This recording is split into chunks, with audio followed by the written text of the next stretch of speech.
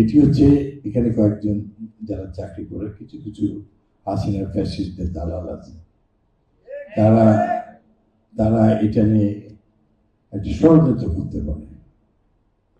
আর কে কি বললো কোন কন্ট্রাক্টর যে কোথায় যাবে না, দিস ইজ রাজশাহী, রাজশাহীর প্রতিষ্ঠান, রাজশাহী